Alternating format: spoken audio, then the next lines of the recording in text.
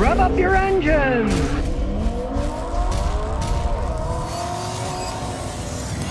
Today I'm going to talk about the rise and fall of the Chrysler 200. This particular one is a 2016 Chrysler 200S. Now back in 2016, these things listed for $26,000. To me, I don't know anybody would buy one. They could have gotten a 4-cylinder Camry for $1,000 less. But of course, this is an Italian design. This is after Fiat bought Chrysler. In Europe, they called these things Lancias for that famous line of Italian sports cars. But of course, here in the United States, people who know Lancias know that they were absolute piles of junk that fell apart, cost a fortune to maintain, and yeah, they were sporty, but man, they did not hold up over time. Now, they started selling these Chrysler 200s in the United States in 2010, and they stopped selling them in 2017. 2012, they sold over 125,000 of these 200s in the United States. They stopped selling them in 2017. That was the last year they sold them. And in that year, they only sold 18,000. To me, it's amazing that they could sucker so many people to buy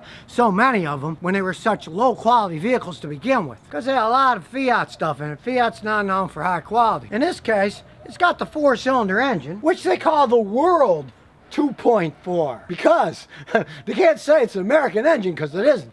It's an Italian engine. They're kind of sneaky in that respect. You can see on the door, it says vehicle made in USA. And by made, they mean put together. The engine, it wasn't made in the United States. Like I say, it's an Italian engine. This is the automatic transmission, which are known to be weak. And as you can see here, it contains that new ridiculous refrigerant R1234YF, which can cost over $100 a pound when it leaks and you got to refill it or got to work on the system. EPA, anti-pollution type stuff. They get brownie points from the government for using that stuff, but I've got a whole video on that that explains why it's kind of a joke. Some of the manufacturers have gone to it now. To me, bad move, really. It's a bad move. Now, if you look at the car itself, it's pretty stylish. You know, Italians are good at making stylish stuff. And it's got the usual bucket seats that are pretty comfortable. Nothing wrong with that. And it's got the usual back seat that there's some room in. Seats flip down so you can use the trunk to carry more stuff by flopping the seats down. Now, for something as modern as this, you can see the dash is kind of dated.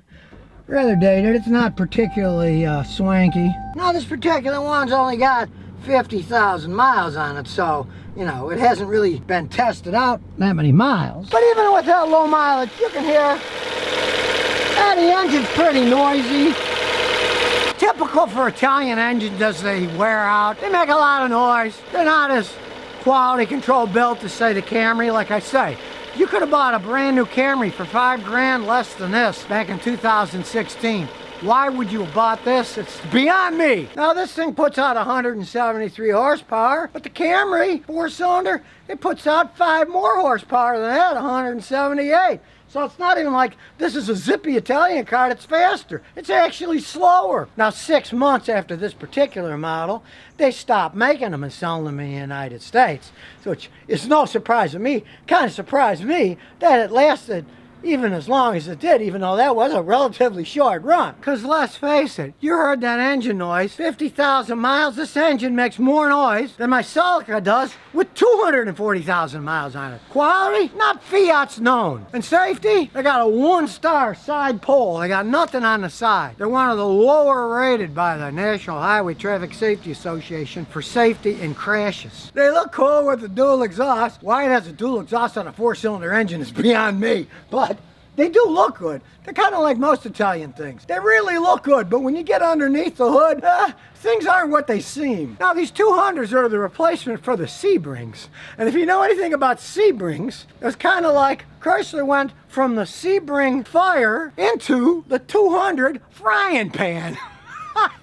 And to add insult to injury, I'm doing a brake job on this thing today, and there's like 6 different brake pads this thing could possibly have. The Italians, do they standardize things? No, we do not care about standardization. They're not organized like the Germans or the Japanese, where you can take the VIN number of the car and find out exactly which pads are on it. I'm going to have to take it all apart when I'm doing the brake jobs, bring the brake pads with me to a place that says, well, we have most of the different ones. There's one we don't have. So by the time I'm done filming this, taking it apart and bringing the pads, they should have every possible combination so I can match it up. But really, do you want to have a car like that? You should just be able to say, here's the car, here's the VIN number, I need the parts. And yet people still wonder, why is Chrysler Fiat having problems? Well, because of the root of the problems, which is Italian-based manufacturing. Combined with Chrysler's lack of knowledge, they're not exactly a shining example of a great corporation. We taxpayers had to bail them out a while ago.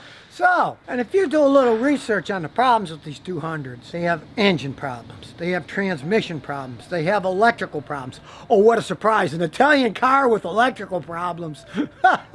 That's why years ago we mechanics used to call Fiats Fix It Again, Tony, because their electrical systems were absolute disaster areas. It truly amazes me that Chrysler was able to sell as many of these things as they did in that 10-year lifespan of the model. I guess it goes to show that good looks often works when people are trying to sell something. Why do they have so many good-looking models in advertisements? I guess there's a point to that. But really, when the good looks aren't backed up by quality manufacturing, really, what's the point? It's a car. You're driving for transportation, not a work of art that you're looking at in a museum. Because these world engines, they're kind of an example of everything that's wrong with the world, not what's right with the world. But on the other hand, there must be something right with the world because they don't make these things anymore.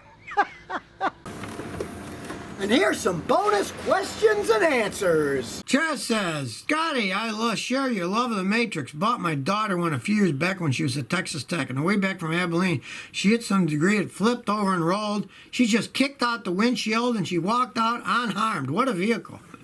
Hey, what a story, boy. What a tough daughter you got. Twirls around and just kicks the windshield out and walks away.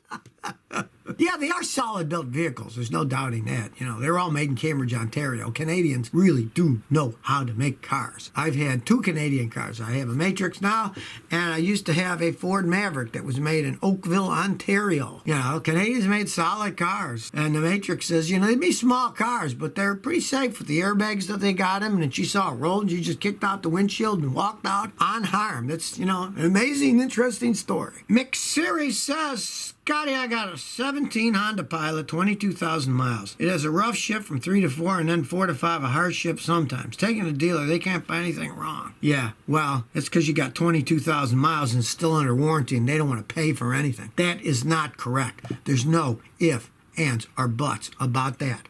What you want to do is go to an independent transmission shop. Pay them to analyze it and videotape it when you're road testing it. See what they say. And then with that paperwork, take it to the dealer and say, I want this thing fixed under warranty. They can be absolute scumbags at the dealers. It's under warranty. They don't want to fix anything for free. There's no way a vehicle that's only a couple of years old is going to be rough shifting and hard shifts. They just don't want to find anything wrong, or they say, oh, that's normal. Bunch of nonsense. Go to a good independent transmission shop. Have them analyze it, then take it to the dealer and say, hey, here it is. I want this thing fixed under warranty. You got to scream at them. I mean, half the time you do because, you know, they don't want to spend any money fixing stuff for free. They're not making a profit. So they often say, oh, we can't find anything wrong, which is a load of baloney because they have really high-tech equipment that they can analyze that stuff. But they don't want to tell you it's a problem that they're going to have to fix under warranty. On the other hand, say it was 5, 8 years old with more mileage. Sure, they'd find problems then because they'd want to rebuild it or replace the transmission. That's the problem with those places. You got to put their feet to the fire before they're going to do anything. Alex Matt says, Scotty, my friend owns a 2012 Ford Mustang V6 manual, 5-speed tranny with 133,000 miles. It's been running great and said he turned his car on for lunch and he heard a noise, and now it's got misfiring. Generally, with that, it's one of 2 things. Pray that it was the catalytic converter braking. It's making a rattling noise. They can brake internally, and when they brake internally, the substrata, which is like honeycomb, can break off, turn sideways, jam the exhaust up. Then you're going to start misfiring because the exhaust can't breathe out. It'd be like somebody holding a hand over their mouth and pinching your nose. You couldn't breathe in and out. In that case, it's just breathing out. Pray it's a bad catalytic converter. It's real easy. You go under there and you hit it with a hammer and it rattles. You know it's a catalytic converter, because if it isn't, odds are he damaged the engine. Something broke inside the engine. If he's got a Mustang and he's really beating the thing hard, he could have easily broken the engine. And of course, it will misfire then. Pray it's a catalytic converter. Have that tested first and replace it if that's the case. But, you know, if he revs it up a lot, he easily could have broken something internally to the engine, and it's going to rattle and get misfire codes too.